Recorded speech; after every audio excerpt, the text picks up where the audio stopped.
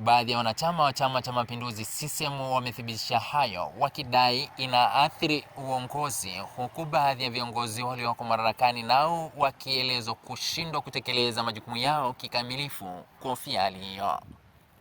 Wameeleza sheria, kanuni na taratibu za chama hicho zipo na kutaka mamlaka husika kuingilia kati kunusuru hali hiyo ambayo inatishia ustawi wa chama hicho. Hawa wanaopanga safu, huo ni uchu wa madaraka.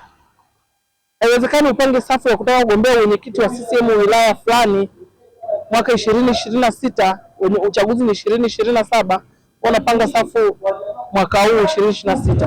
Huo ni uchu wa madaraka na pia kuwanyima haki za msingi wale viongozi walioko madarakani. Tumeona mambo mengi yanayofanyika ya serikali yetu kwenye upande wa miradi. Tumeona kuna maji, kuna umeme, kuna barabara. Kwa hiyo ni wajibu wetu sisi kama wanachama wa Chama cha Mapinduzi kuwalinda viongozi wetu na kuwatetea. Katibu wa CCM Kiteto ameeleza utekelezaji wa miradi, huku mwenyekiti wa chama hicho naye akieleza namna migogoro ya ardhi inavyoendelea kushughulikiwa. Miradi mingi imetekelezwa, hasa miradi ya kijamii, na hawa viongozi ni mashuhuda kwenye vijiji vyao, kwenye kata zao, jinsi miradi ambavyo imetekelezwa. Tuliletewa tume ya mpango bora wa matumizi ya ardhi, tumepimiwa vijiji 20 wameshapangiwa mpango bora wa matumizi ya ardhi, na sasa wapo katika zoezi la kutatua zile changamoto. Viongozi wa mkoa wa Manyara kwa pamoja na wanachama hao wakatoa tamko la chama hicho kuhusu kubezwa na kukejeliwa kwa viongozi wa chama na serikali.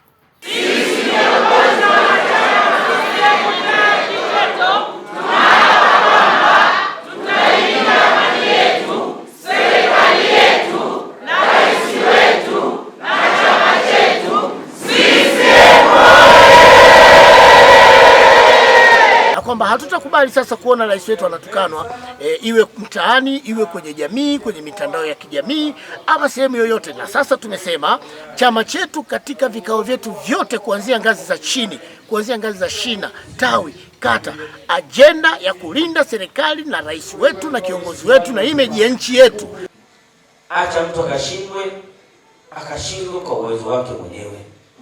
Tuwaachie wana CCM wamchague kiongozi anayetaka. Na katibu, katika kipindi tunataka mchukue hatua za haraka ni kwa wale wanaopanga safu kuanzia sasa. Nikiripotia EATV kutoka hapa wilayani Kiteto mkoani Manyara, mimi ni Mohamed Chumvi, askari wa Mwambuli wa EATV.